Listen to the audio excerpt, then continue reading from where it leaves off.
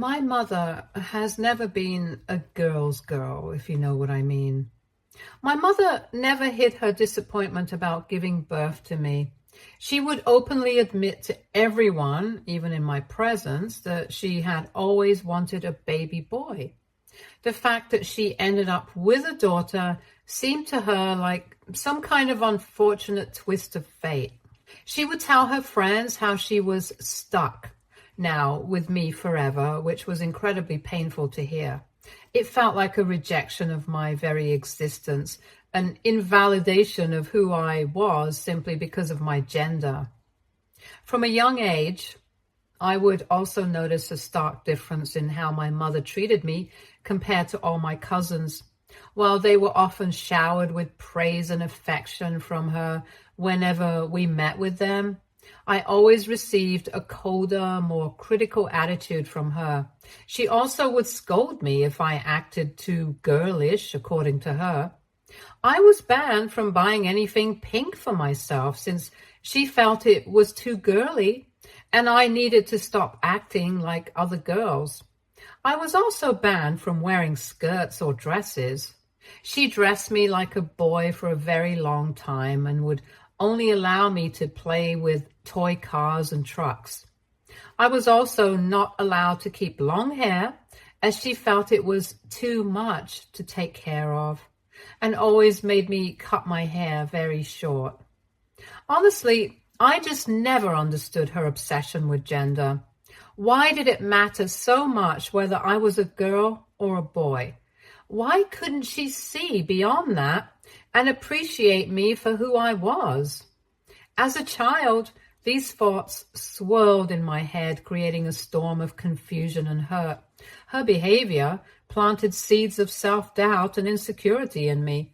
I began to question my worth and whether I could ever live up to her expectations. It was a heavy burden for a child to bear, knowing that in her eyes I was a constant reminder of her unfulfilled desire for a son. I couldn't grasp why my mother, the person who was supposed to love and support me unconditionally, was so fixated on something I had no control over. As if this wasn't enough, she also had a particular disdain for other women in our lives, frequently indulging in harsh criticisms and gossip about them. If a female co-worker of my mother ever got promoted, she would complain to my dad and me, insinuating that the woman must have slept her way to get the promotion. It was her default assumption, her go-to explanation for any woman's success in the workplace.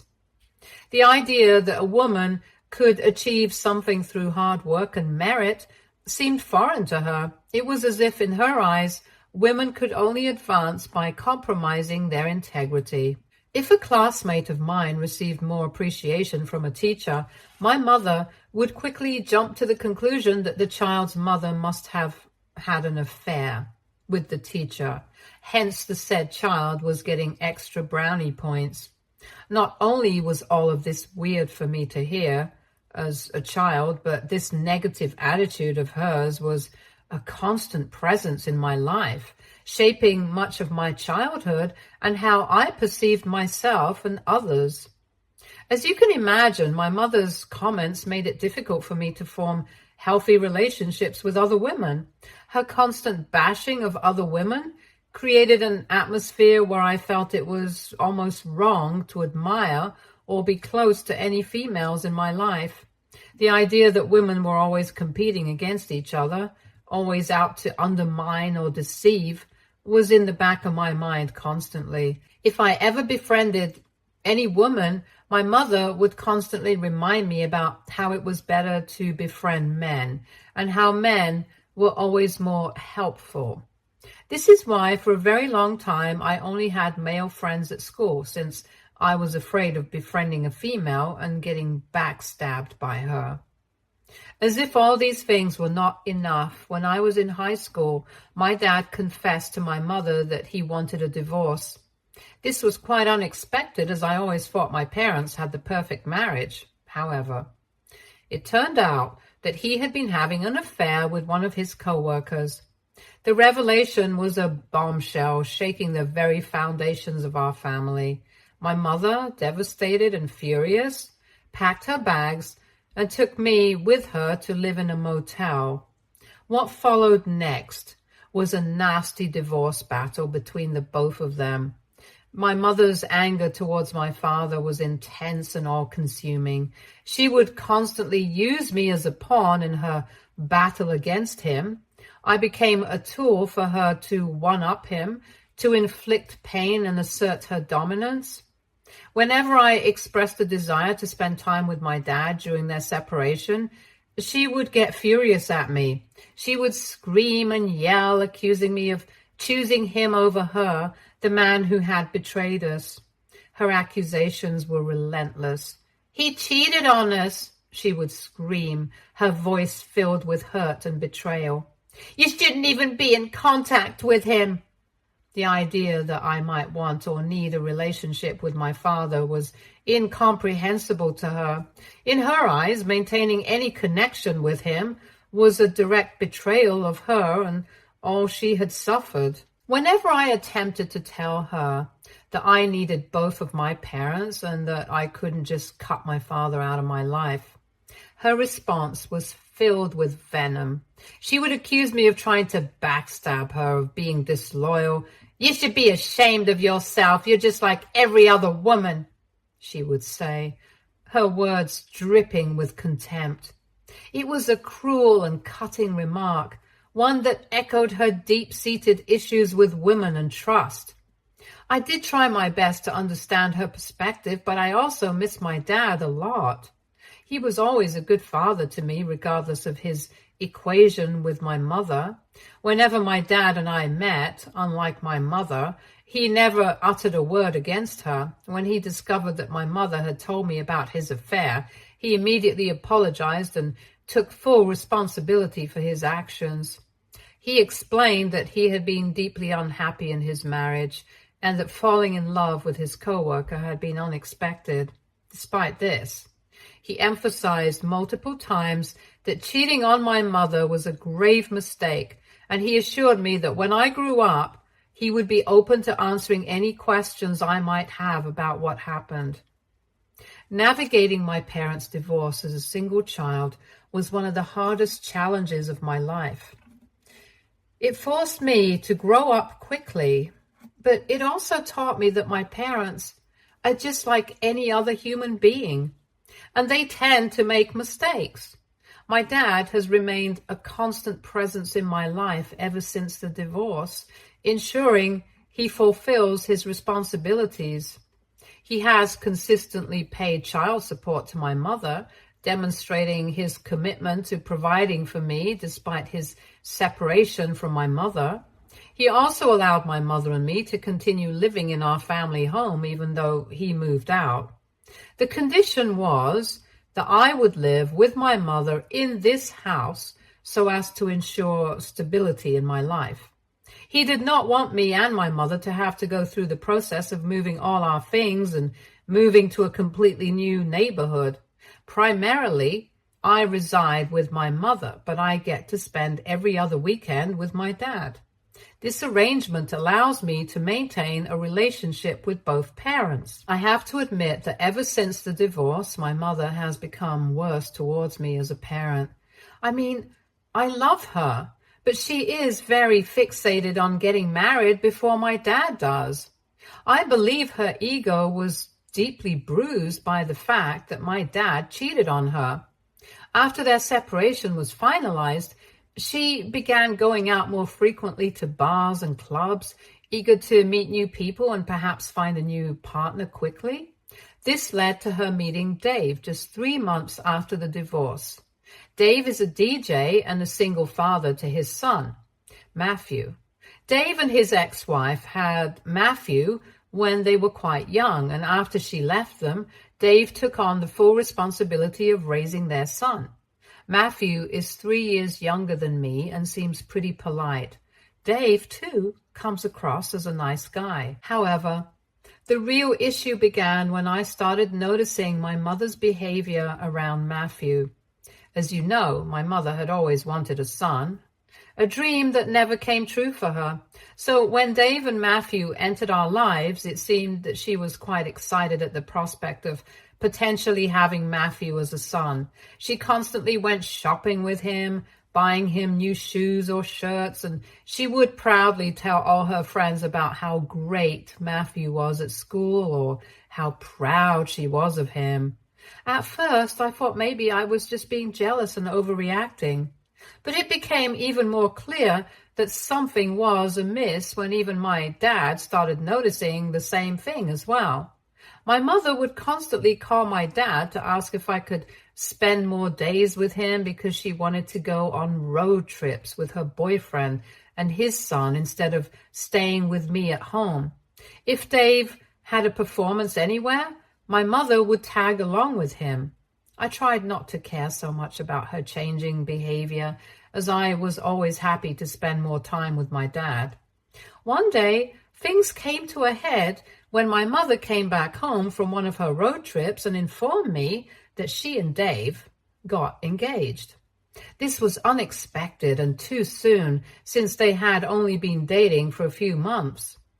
I wanted to question her, but I knew if I said anything negative, she would take it as me not supporting her. So I just kept my mouth shut and told her instead how happy I was for her. My mother then informed me that she had decided Dave and Matthew would be moving in with us. I was taken aback by this announcement, especially since the house wasn't even hers to begin with. It belonged to my dad, who had allowed us to continue living there after the divorce. As expected, when Dad heard about her plans, he was furious.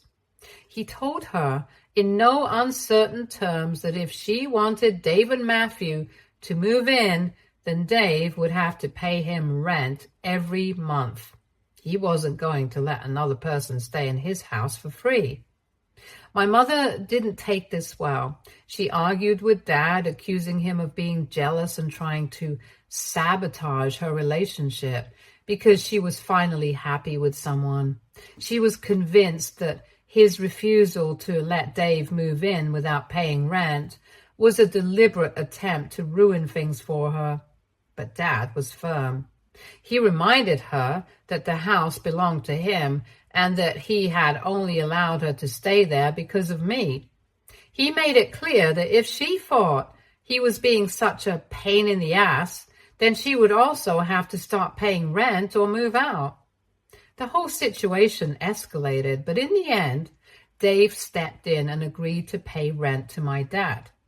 Him and his son then moved into our house. At first, Dave moved into the master bedroom with my mother, while Matthew took over the guest bedroom. Everything seemed to settle into a new routine, and Matthew and I would play a lot of video games together. I was happy to finally have a stepbrother since I had been a single child for a very long time. But it wasn't long before Matthew began to complain about the bed in the guest room. His room had an old bed, and understandably, it affected his sleep. Dave promised him they would buy a new one soon. However, one afternoon I came home to find that the bed from my room had been moved into Matthew's room, while the bed from the guest room had been placed in mine. I was taken aback and immediately asked my mother why this had happened. She casually dismissed it, saying that Matthew deserved a good bed to sleep in and that it wasn't a big deal. I was floored by her response and argued with her that Dave could have bought him a bed just as he promised. She shrugged and replied that I was older than Matthew, so I should learn to make sacrifices for the sake of her new life. After this incident, slowly, it became painfully clear to me that my mother was clearly favoring Matthew over me, treating him with a level of care and attention that she seemed to withhold from me. For instance, during dinner, he was allowed to take second plates without question, but if I reached for more, she would smack my hand and harshly tell me not to be a fat cow. The irony was that I wasn't even overweight. I was athletic, active, and had a healthy appetite to match, but she insisted that Matthew, being a growing boy, deserved the extra food more than I did. Then there was the time when my dad told me he had tickets to a baseball game and wanted to take me. I was thrilled and couldn't wait to go, but when I told my mother, she immediately insisted that I should let Matthew go in my place. Her reasoning? Because he's a boy and would enjoy it more. Obviously, my dad refused to take Matthew, and I went as decided. And obviously, my dad refused to take Matthew to the baseball game in my place. And I went as originally planned. The game was great, and I was glad to spend that time with my dad. On multiple occasions, my mother would plan day trips with just Dave and Matthew, deliberately excluding me from their plans. If Matthew ever invited me to join, she would insist that the only 3 of them needed to bond as a family, and that I, being older, should sit this one out. It was as if she was creating a new family that didn't quite include me. The exclusion was hurtful, making me feel like an outsider in my own home, as though I was being slowly pushed to the margins of her new life with Dave and Matthew. When my 18th birthday was approaching this year, my dad informed my mother that he wanted to throw a big party for me to celebrate turning 18 and graduating high school. Since our family home was spacious enough and had a huge backyard, he planned to hire caterers and have everything set up here.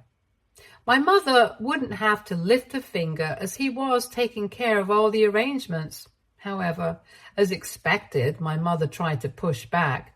She argued that holding such a big event for me was unnecessary and that we could just have a family dinner at a restaurant. My dad argued that since I was his only child, he wanted to celebrate such a huge milestone in my life with the rest of our family and friends. Even though I was okay with my dad's idea, my mother wasn't ready to let it go so easily. She then argued that throwing such a big celebration for me would be a slap in the face to Dave, as he could never afford to do something similar for Matthew when he would eventually graduate. She claimed it was unfair to make Matthew feel left out by hosting an event that was all about me. Then she went on to suggest that we could perhaps celebrate Matthew during the party as well. This was supposed to be my special day, a milestone, and yet my mother was more concerned about how it might affect Matthew and Dave. It was as though she couldn't stand the thought of me having a moment that was purely about me without somehow bringing Matthew into it. My dad, however, had had enough of her arguments. He firmly reminded her that Matthew was none of his concern and that this party was for me, his daughter, who deserved to be celebrated. He made it clear that he was going to throw this party whether she liked it or not, and if her new family didn't like it, then they were all uninvited from my party, and that was the end of the discussion. This immediately made my mother backtrack her statements, and she grudgingly agreed to let me celebrate. Next, when it came to planning the party, my mother continued to interfere with everything. She started dictating how things should be done, saying that since Dave preferred vegan meals, we needed to have more vegan options at my party. Now, this was going to be a complete waste of money since I knew no one else was vegan. But I did not want to fight with her, so I agreed. Next, I love eating fish and I wanted to order a fish item, but my mother informed me that Matthew didn't like fish, so I shouldn't order any fish dishes. I tried to stay calm and told her firmly that this was my party and I wanted to order food that I liked. If she, Dave, and Matthew had an issue with anything I was going to be ordering, then they could adjust for one evening. My response set her off, and she yelled at me, accusing me of disrespecting her family and calling me a spoiled brat. She went on to claim that my dad's money was getting to my head and that I needed to learn to care about her husband and her son as well. She shook her head, wagging a finger at my face, and told me I should teach you a lesson for acting so entitled. She then went on to insist that if I didn't consider what Dave and Matthew liked while planning this party, then she was going to ground me and take away my phone as my punishment. At that point, I saw red. I realized I was going to be turning 18 and had nothing to lose anymore. I was going to be moving out soon anyway, so I decided to finally let out all the years of suppressed anger. I shouted back at her, telling her that I had always considered Matthew and Dave's needs, but this was my party, my last hurrah before moving out, and I deserved the freedom to make my own choices. I told her that I had kept my mouth shut long enough, and if she took away my phone or grounded me for no reason, I would call CPS on her for mentally and emotionally torturing me all the time over the years. It was clearly a bluff, but I wanted her to think twice before mistreating me ever again. Her eyes widened in shock when she heard me say this. She knew a CPS investigation might affect her relationship with Dave and Matthew, who was still a minor. Then I went on to tell her that if she no longer saw me as her daughter, then I would be cutting off all contact with her when I went to college. I didn't want a mother anyway who never prioritized me, who always put others before me, and who made me feel like I was second best in my own home. It was a moment of raw, unfiltered honesty, and I made it clear that I was done with being pushed aside. This seemed to shake her up. She then started to insist that I was overreacting and that all she ever wanted was for me to treat Dave and Matthew just like I treated other family members. After this argument, she avoided giving her opinions to me as much about the party. On the day of the party, I was excited to celebrate with my family and friends. Dave had offered to play music for the event, and it was a blast. Matthew, some of my cousins, and I had a great time on the dance floor, enjoying the lively atmosphere. Meanwhile, Dad was busy chatting with some relatives, proudly bragging about the college I was about to attend. However, the only person who stood out as a sore thumb was my mother. She was off in the kitchen, drinking her margarita and clearly avoiding mingling with the rest of us. Her disinterest and detachment were palpable, and it was hard not to notice how she was distancing herself from the celebration. Even Dave noticed how distant she was and went to talk to her, trying to convince her to enjoy the day like the rest of us. When it came time to cut the cake, my mother didn't come to stand next to me while everyone sang happy birthday to me. Dad and I didn't bother, and we simply went ahead and cut the cake, making the most of the moment despite her absence. It was a bittersweet reminder of how strained our relationship had become, even on a day that was meant to be about celebrating me. When the rest of the food started to be served, I watched as my mother carefully prepared plates for Dave and Matthew. She seemed to take extra care, making sure they had everything they liked. I felt a pang of jealousy watching her serve them with such attention while ignoring me at my own party. I wanted to let the rest of the guests get their food first, so I hung back a little, waiting for my turn.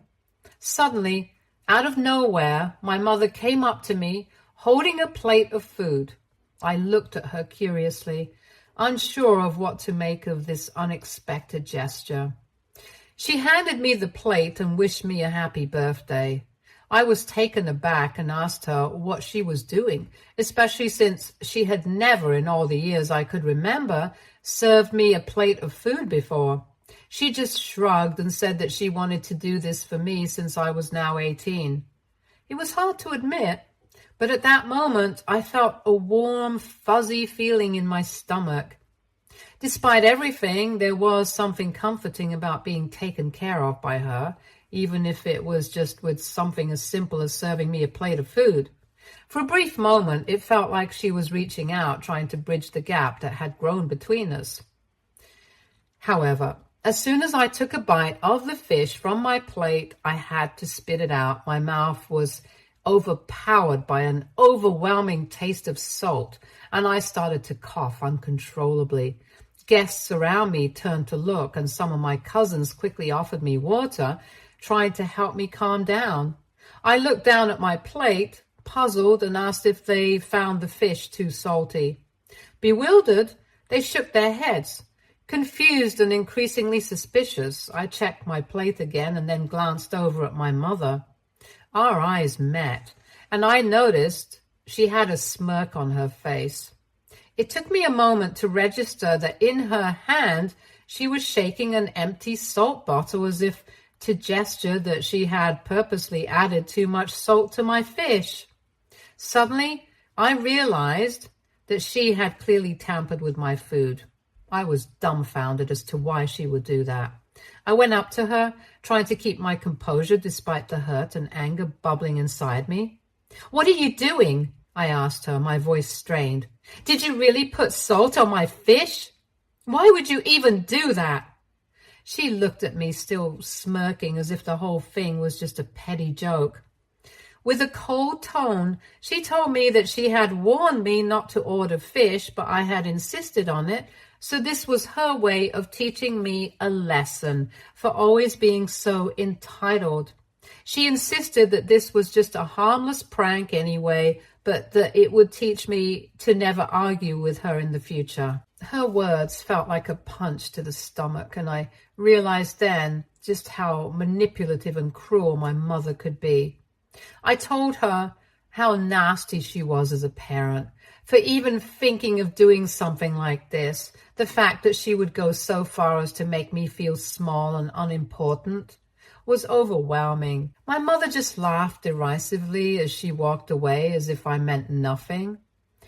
My eyes narrowed in anger as I contemplated how to get revenge on her. With cameras installed around the house, I knew I had a way to expose her. After the party, I decided to download the video from the backyard security camera. The footage clearly showed my mother adding salt to my plate before walking over to me and handing me the plate. Even as I write this, the thought of what she did makes me seethe. I'm planning to share the video with Dave and Matthew when I move out of the house soon.